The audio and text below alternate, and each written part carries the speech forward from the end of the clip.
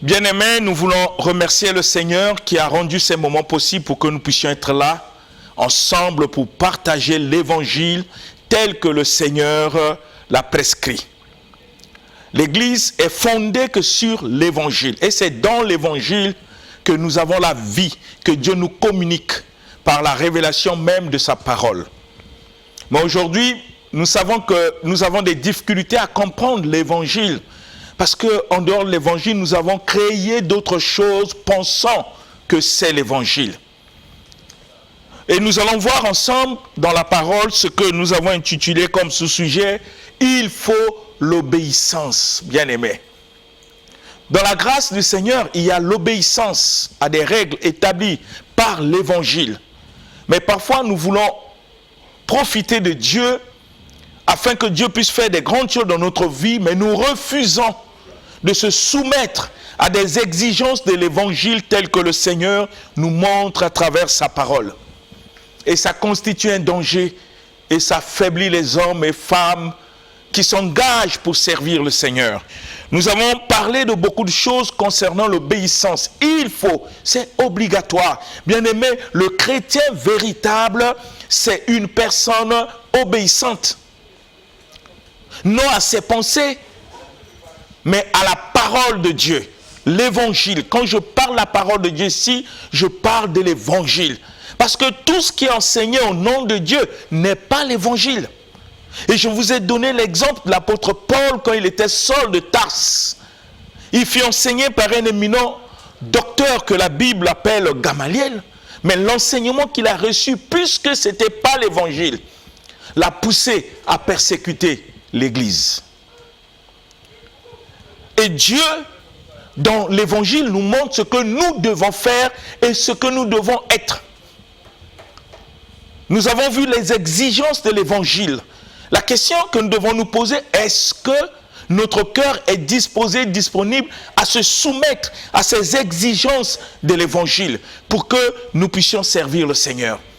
Au cours de cette émission, je vous l'ai dit ici, que le Seigneur a dit, mes voix ne sont pas vos voix, mes pensées ne sont pas vos pensées.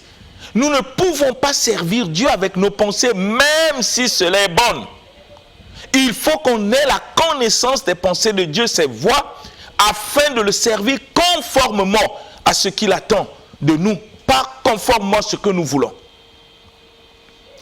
Nous avons vu comment le Seigneur nous exige de l'aimer de tout notre cœur, de toute notre âme, notre pensée, et notre esprit et notre force.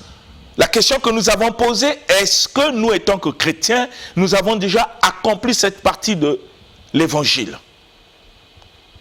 Le Seigneur nous exige dans l'évangile la repentance. Est-ce que notre église, nos églises sont composées des repentis?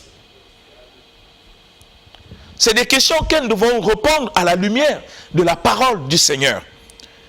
Et nous sommes en train de voir dans l'obéissance de ce que Dieu nous recommande, les rapports que nous pouvons avoir entre nous, frères et sœurs, sœurs et frères, entre des personnes qui constituent le cercle de notre famille, nos amis. Quels sont des rapports?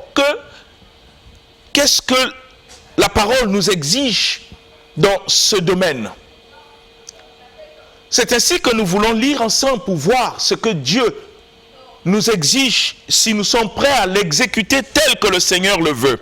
Nous sommes arrêtés au livre de Matthieu chapitre 18 le mardi passé. Nous allons relire ce passage pour comprendre les exigences de l'évangile, ce que le Seigneur attend de nous. Lisons le livre de Matthieu chapitre 18 verset 21 jusqu'au verset 22. Que dit la parole du Seigneur? Matthieu chapitre 18 verset 21 au verset 22, je lis au nom du Seigneur Jésus-Christ dans la version Louis II révisée. Amen.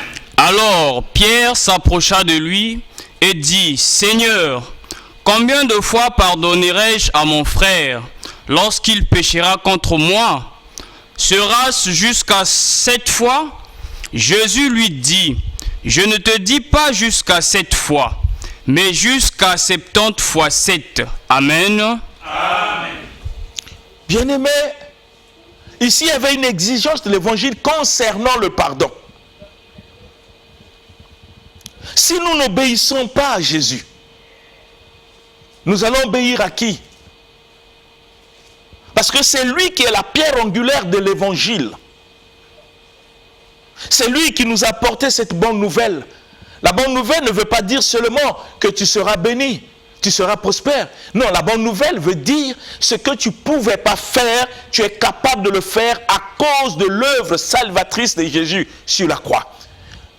Dieu nous exige des choses. Il sait que par la mort de Jésus sur la croix et sa résurrection, il nous donne la capacité d'obéir à sa parole par l'Esprit qu'il nous a donné. C'est ainsi que toute personne qui a le Saint-Esprit doit, c'est une obligation, obéir à ce que le Seigneur exige pour être en conformité avec l'Évangile.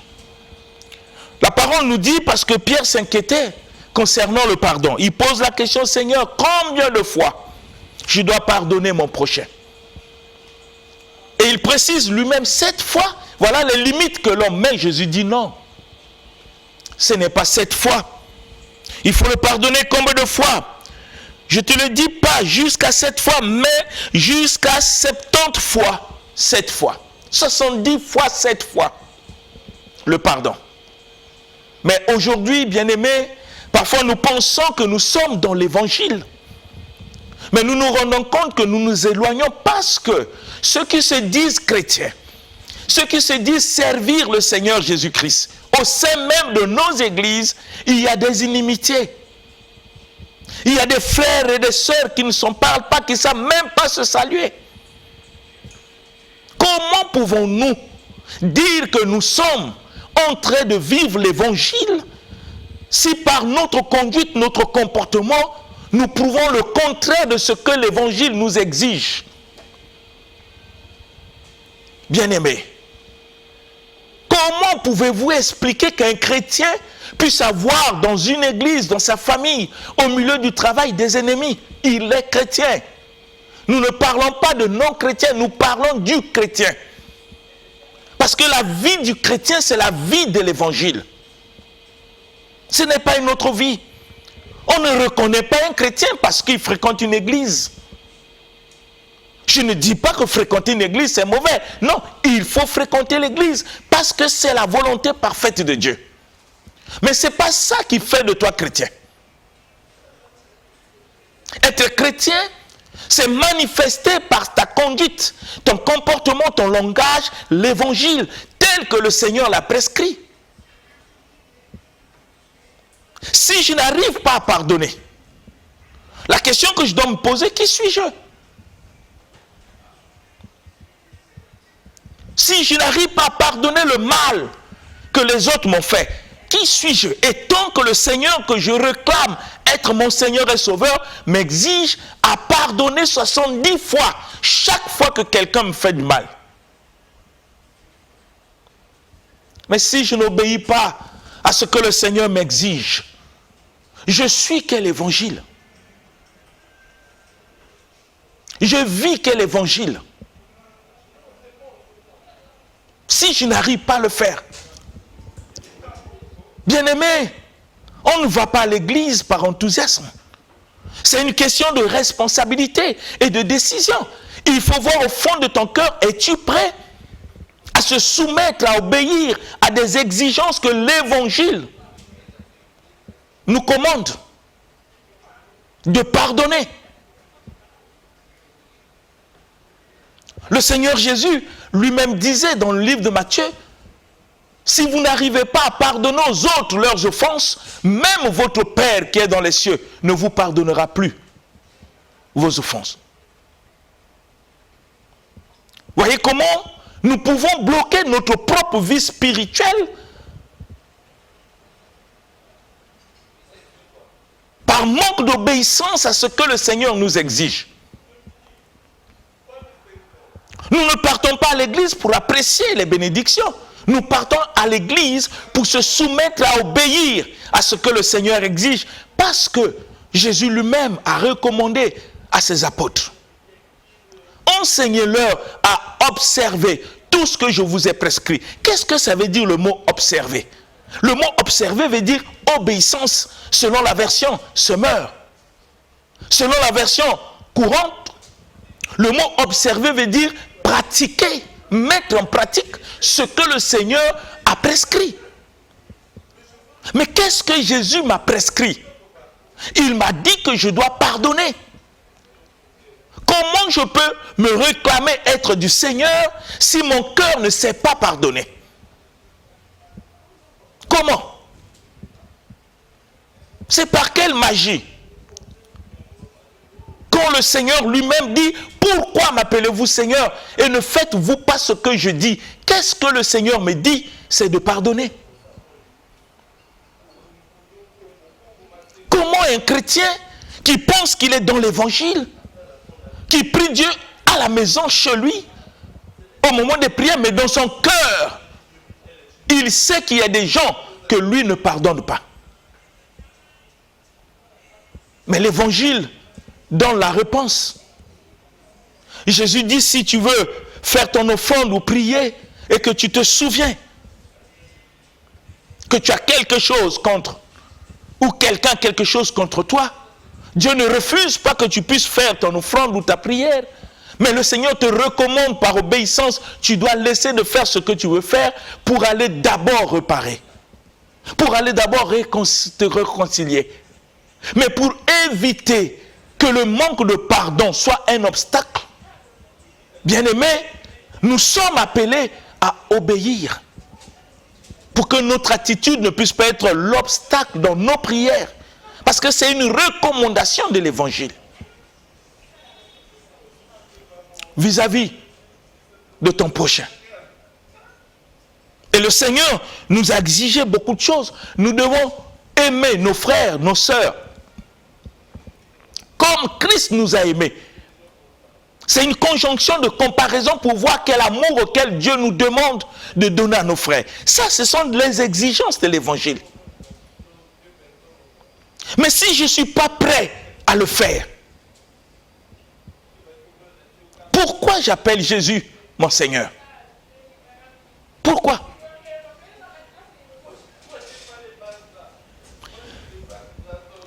Nous allons lire le livre de Colossiens, chapitre 4, verset 6. Nous allons aussi voir cette recommandation du Seigneur, ce que l'évangile nous enseigne dans ce passage de Colossiens, chapitre 4, verset 6.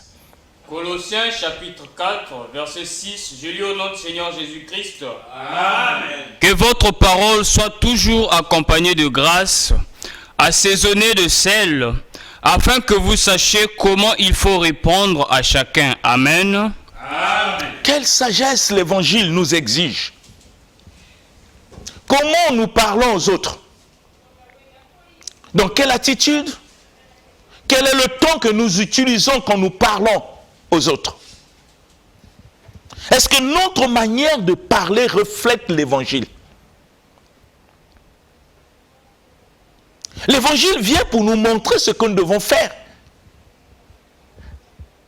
Et par le Saint-Esprit, le Seigneur nous rend capables d'obéir à sa parole. Ça, c'est les exigences de l'évangile. Dieu ne peut pas nous demander, bien-aimés, ce que nous ne pouvons pas. Tout ce que Dieu nous demande, c'est que nous pouvons. Parce que c'est lui qui nous a créés. Il sait de quoi nous sommes constitués. Il sait ce qu'il a mis en nous. Les capacités. Il veut simplement que nous puissions manifester ce qu'il a mis en nous dans l'obéissance à sa parole, qui est l'évangile. Mais qu'est-ce que le Seigneur me dit? Que votre parole soit toujours accompagnée de grâce, assaisonnée de sel. Vous savez que le sel a la capacité de protéger des choses pour que ça ne puisse pas se périr ou pourrisse. Ça veut dire que nous devons avoir un langage qui restaure, qui réconcilie. Un langage qui aide les autres à évoluer. Un langage qui fait du bien aux autres. Ce sont les exigences de l'évangile. Nous pensons que l'évangile, c'est quoi? L'évangile, ce n'est pas les miracles. Parce que le faux prophète fait des miracles. Les miracles sont que des accessoires de l'évangile. L'évangile, c'est toute une vie. L'évangile, c'est la transmission de la vie de Dieu en nous. Parce que la parole nous dit tel qu'il est, tel que nous sommes. Mais nous ne pouvons pas l'être si nous n'acceptons pas à se soumettre, à obéir à l'évangile. Si notre cœur n'est pas prêt, disposé, disponible à mettre en pratique les exigences de l'évangile. Comment nous parlons? Est-ce que notre bouche est aiguisée pour critiquer? Pour parler mal des gens? Pour se moquer des défauts des autres? Qu'est-ce qui sort de notre bouche? Même quand le Seigneur, dans l'évangile, nous dit que nous serons jugés par nos paroles et nous serons aussi justifiés par nos paroles. Si ce qui sort de notre bouche ne reflète pas l'évangile tel que le Seigneur l'a recommandé, nous pouvons nous poser la question, nous servons qui et nous suivons qui? Si la manière de parler est en contradiction avec l'esprit de l'évangile. Dieu ne nous recommande pas les choses pour le plaisir, c'est une question de vie. C'est une question de vie. Quelle est la fierté d'un chrétien s'il ne sait pas obéir à ce que l'évangile nous exige? Quelle est la fierté? Si mon cœur n'est pas disposé à obéir, la fierté d'être chrétien, c'est quoi? C'est un problème du cœur. Est-ce que nous pouvons imaginer que le Seigneur Jésus-Christ arrive sur la terre et mourit sur la croix pour s'amuser? Si ce n'était pas une question de vie. Que nos paroles soient toujours accompagnées d'actions de grâce. Savoir être reconnaissant pour tous les biens que le Seigneur fait dans ta vie à travers des hommes. Reconnaissant Dieu, reconnaissant à des hommes auxquels Dieu utilise pour te faire du bien. Savoir dire merci. Savoir apprécier les choses. Par nos paroles, par notre manière de dire des choses. Que ça soit toujours assaisonné, même quand l'autre tombe, même quand l'autre est dans une mauvaise position. Nous devons avoir un langage qui doit l'aider à se relever. Parce que si le Seigneur Jésus avait notre attitude, notre comportement charnel, je vous assure, bien-aimés, personne ne sera sauvé. Dieu continue à nous parler. C'est l'expression même de son amour, afin de nous amener à la repentance, qui est la porte même de l'évangile, la porte d'entrée de l'évangile, la repentance. Mais quand dans nos églises, nous avons des querelles, des disputes, bien-aimés, nous obéissons à qui? En faisant ça, nous obéissons à qui? Comment pouvez-vous expliquer qu'un véritable chrétien puisse avoir des querelles? Dont sa bouche profère des injures. Et tant que le Seigneur, dans le livre de Jacques, nous dit, une source ne peut pas faire jaillir l'eau salée et l'eau douce. L'eau salée et l'eau douce. Une source. Il dit, il ne faut pas que ça soit ainsi pour vous. De la même bouche sorte la bénédiction et de la même bouche sorte la malédiction. Le Seigneur dit, il ne faut pas que ça soit ainsi. Comment nous parlons les uns les autres? Quand l'autre a péché, quel langage nous utilisons? Est-ce que c'est dans le but de l'enfoncer ou dans le but de l'aider à comprendre qu'il ne doit plus continuer à faire comme ça parce que Dieu l'aime, Jésus-Christ continue à l'aimer, il peut se relever. Comme la parole nous enseigne, exhortez-vous les uns les autres. L'exhortation veut dire quoi? C'est s'encourager vers ce qui est bien. Est-ce que ma bouche entraîne les autres à faire du mal? Est-ce que ma bouche entraîne les autres à pécher? Qu'est-ce qui sort de ma bouche? Est-ce que c'est des paroles accompagnées d'actions de grâce, assaisonnées du sel? Et le Seigneur précise, nous devons savoir comment répondre. Ça veut dire que ça demande beaucoup de réflexion. Quand quelqu'un vient te dire quelque chose ou quelqu'un t'injurie ou te calomnie, bien-aimé, avant d'ouvrir ta bouche, réfléchis pour savoir qu'est-ce que tu vas dire. En tenant compte de ce que le Seigneur nous exige par l'évangile dans sa parole.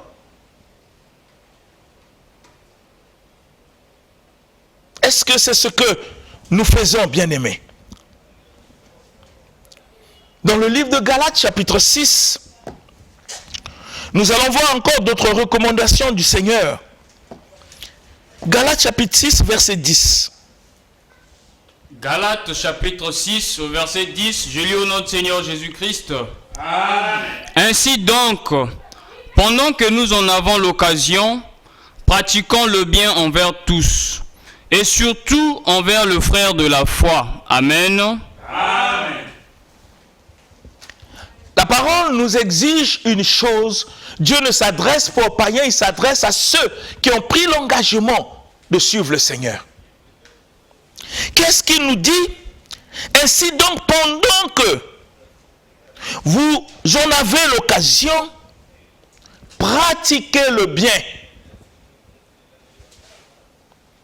Pendant que vous en avez l'occasion, pratiquez le bien.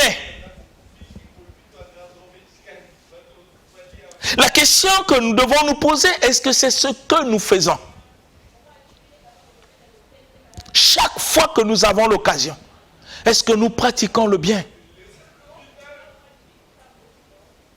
Est-ce qu'on pratique le bien ou nous pratiquons le péché? Qu'est-ce que nous pratiquons dans notre vie? Qu'est-ce qu'on pratique?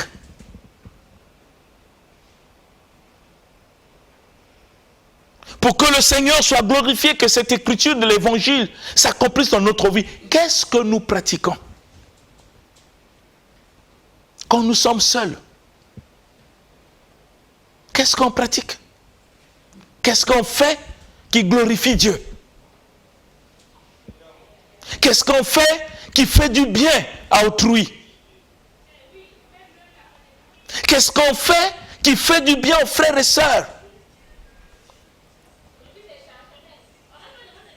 Le bien exigé par l'évangile, afin que chacun prenne conscience de sa conduite, que nous sommes appelés, là où nous sommes, à faire du bien, à ne pas être un objet de scandale, mais en faisant du bien. Et vous savez que faire du bien, c'est obéir à la parole, vivre par la parole et pour la parole. Si nous sommes déterminés à être la parole dans notre conduite, cet évangile que le Seigneur nous donne chaque jour, nous allons toujours faire du bien. On n'entraînera pas les autres dans le mal. Rappelez-vous de Joseph. Même si la femme de Potiphar a fait des avances, Joseph savait que dans sa vie, le Seigneur l'exige à faire du bien. Et le bien qu'il a fait, il a refusé de partager la nourriture du péché avec la femme de Potiphar pour faire du bien. Même si ce bien lui a coûté la prison. Mais Dieu n'abandonne jamais ceux qui se confient en lui et ceux qui obéissent à l'évangile. Mais nous, est-ce qu'on fait du bien? Autour de nous, est-ce qu'on fait du bien? Le bien veut dire beaucoup de choses dans notre vie. Parfois on se plaît dans le péché. Ça bouscule plus notre conscience. Il y a quelque chose qui ne va pas. On peut être dans le mal, mais un temps il faut réfléchir. Est-ce que tu dois continuer à vivre comme ça? Quelqu'un qui est déterminé à faire du bien s'examine lui-même pour voir dans sa vie qu'est-ce qui ne va pas. Qu'est-ce qui est contraire à la parole de Dieu? Qu'est-ce que je fais même si les hommes ne savent pas ce qui est contraire? Est-ce que, étant chrétien, c'est comme ça que Dieu m'a exigé dans sa parole de vivre? Et lieu qu'on ait dans notre cœur la peur des hommes, mieux vaut avoir la crainte de Dieu. Parce que la crainte de Dieu nous accompagne même quand on est seul. L'exemple, c'est Joseph que je vous ai parlé, il était seul. Il n'y avait personne, il pouvait céder. Mais il sait que le Seigneur l'a appelé à faire du bien. Et le bien peut nous coûter. Le bien. Dans l'obéissance à la parole du Seigneur, ça peut nous coûter.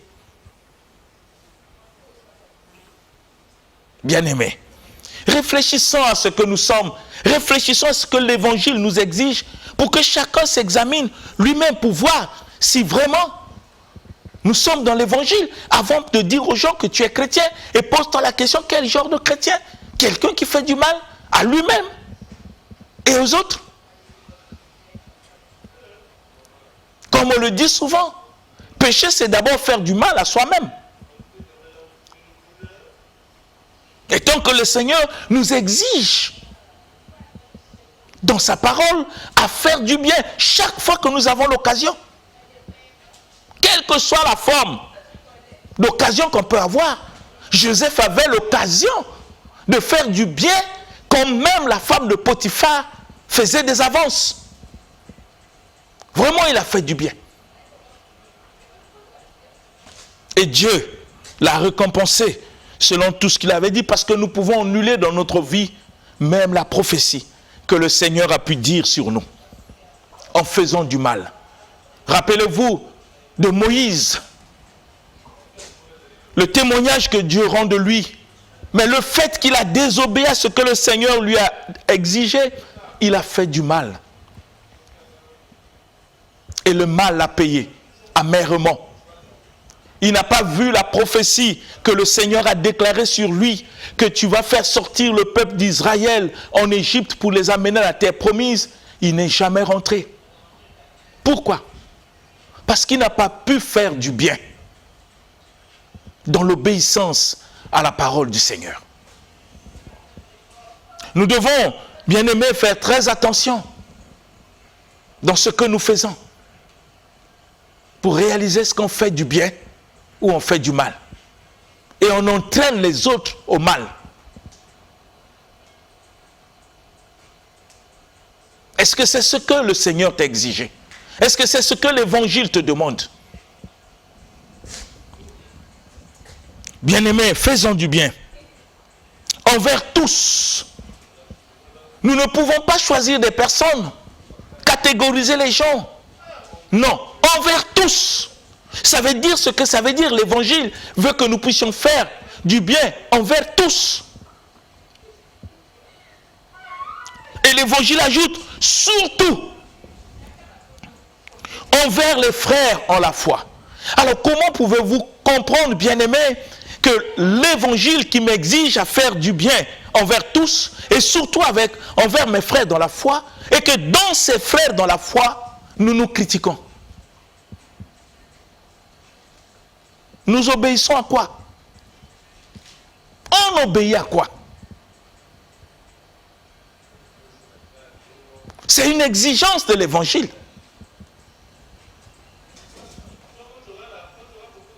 Bien-aimés, essayez un peu de réfléchir. Nous allons voir cette exigence envers les parents. Parce que Dieu a tout dit dans l'Évangile. Tout dit. Nous n'avons pas à rentrer dans des jeûnes de 40 jours pour comprendre ce que Dieu a dit. Il l'a déjà révélé. Ce que nous devons faire dans l'Évangile. Si nous n'arrivons pas à faire du bien envers nos frères et sœurs, les membres de nos familles, des amis, des collègues du travail, il faut qu'on puisse se demander si réellement nous sommes chrétiens tels que le Seigneur l'exige dans sa parole. La vie d'un chrétien, c'est la vie de l'obéissance à l'évangile, à des exigences de l'évangile, telles que le Seigneur l'enseigne dans sa parole. Mais quelles sont les exigences de l'évangile envers les parents? Je parle d'abord des parents biologiques. Qu'est-ce que Dieu nous recommande? Afin que chacun de nous essaie de regarder si c'est ça ce que nous sommes. Nous lisons le livre de Colossiens chapitre 3. Colossiens chapitre 3. Nous lisons le verset 20. Que dit la parole? Colossiens chapitre 3, au verset 20, je lis au nom du Seigneur Jésus-Christ. Amen. Enfants, obéissez en toutes choses à vos parents, car cela est agréable au Seigneur. Amen. Amen. Que dit l'évangile? L'évangile nous exige, enfants, obéissez en toutes choses à vos parents, car cela est agréable dans le Seigneur. Quelles sont des relations que nous avons avec nos parents biologiques? Étant chrétien, quelle relation j'ai avec mes parents biologiques? Étant que chrétien, c'est une exigence de l'évangile auquel le Seigneur m'interpelle pour obéir, pour mettre en pratique, pour observer cela dans ma vie. C'est une exigence de l'évangile. Quelles sont les relations que j'ai avec mes parents? C'est quel genre de relation? Comment je leur parle? Quel est le respect que j'ai envers mes parents? Qu'ils soient soulards, qu'ils soient mauvais. Peu importe ce qui est ton parent. Mais étant chrétien, nous sommes appelés à obéir à ce que l'évangile nous exige. Parce que la Bible dit que cela est agréable au Seigneur. Quand je sais obéir à mes parents, c'est agréable au Seigneur. Ça fait du bien à Dieu.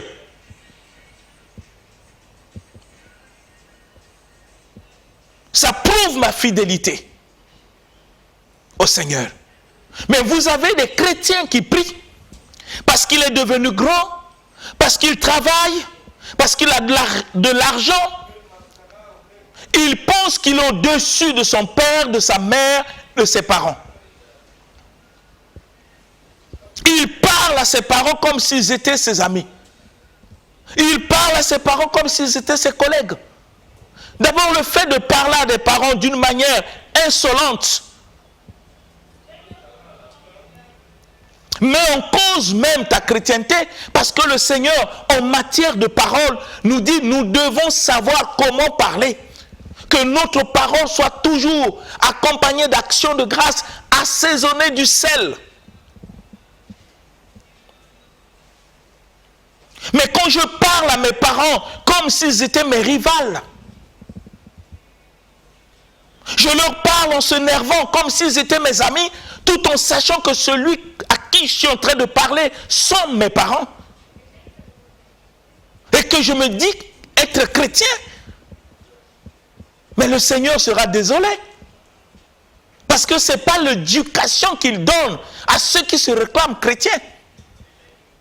Ce n'est pas la vie qu'il exige à ceux qui se réclament chrétiens. L'évangile nous exige d'obéir à nos parents bien-aimés. Et la Bible ajoute que cela est agréable à Dieu. Agréable au Seigneur Jésus-Christ. Quelle vision j'ai de mes parents? Comment je les vois? Je suis un chrétien qui travaille, qui a beaucoup d'argent. Qu'est-ce que je fais pour mes parents? toute la grâce que le Seigneur m'a demandé, m'a donné d'avoir l'argent. Qu'est-ce que je fais pour mes parents?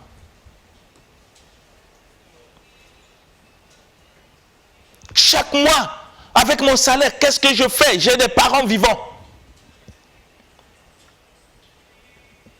Est-ce que je les honore en leur apportant ce qui manque, sans qu'ils puissent me le demander, sans qu'ils puissent me l'exiger? Est-ce que je fais à leur égard le devoir qu'un fils devait faire? Bien-aimés, Dieu nous a tout dit dans l'évangile. Nous devons faire très attention afin que chacun s'examine pour savoir s'il est vraiment dans la foi. Tel que la parole nous exige. Quel rapport tu as avec tes parents? Comment tu les traites? Comment tu les vois? Au-delà de leurs défauts, de leurs manquements, n'oublie pas, ce sont tes parents. Et il faut lire la parole. Qu'est-ce que le Seigneur t'exige à l'égard de tes parents? Parce que Dieu nous dit dans sa parole, nos pensées ne sont pas ses pensées. Et nos voix ne sont pas les voix de Dieu. Qu'est-ce que Dieu t'exige à l'égard de tes parents? Je veux que tu puisses réfléchir, mon frère, ma soeur, toi qui me suis. Si tu n'as pas une bonne relation avec tes parents, il faut le réparer avant que ce soit trop tard. Ce même Jésus que tu réclames être ton sauveur, demain, il sera ton juge. Je veux que tu puisses réfléchir à cela pour comprendre si ta présence à l'église est pour se soumettre, obéir à l'évangile. Si les raisons qui te poussent à aller prier, à suivre le Seigneur, c'est d'obéir ou de se soumettre à sa volonté. Si ce n'est pas le cas, bien-aimé, on se pose la question, qu'est-ce que tu cherches à l'église? Que cherches-tu à l'église? Tu viens faire quoi? S'asseoir, écouter les enseignements. Tu écoutes les enseignements, pourquoi? Si ton cœur n'est pas prêt à obéir, à mettre en pratique, pourquoi tu écoutes les enseignements? C'est des questions que nous devons nous poser, bien-aimés. Nous allons revenir sur ça le mardi prochain pour que vous réalisez que l'évangile n'est pas seulement ce que nous écoutons. L'évangile n'est pas seulement les voyages, la prospérité, le bonheur, ainsi de suite. Mais l'évangile nous exige la vie, le comportement, l'attitude. C'est ça l'évangile. Dieu peut faire des grandes choses dans ta vie. Tu peux te glorifier. Mais si ce que l'évangile t'exige, tu ne le fais pas, tu vas gagner quoi? Comme le Seigneur le dit, tu peux gagner le monde entier, mais si au dernier jour tu perds ton âme, ça sert à quoi? Je veux que tu puisses réfléchir. Nous allons revenir le mardi pour continuer sur cet élan, pour comprendre les exigences même de l'évangile qui nous poussent à obéir à la volonté de Dieu. Que le Seigneur vous bénisse au nom puissant de Jésus-Christ. Amen. L'émission Parole de vie avec le pasteur Lévi Nikwe, chaque mardi à partir de 17h10 sur DRTV International.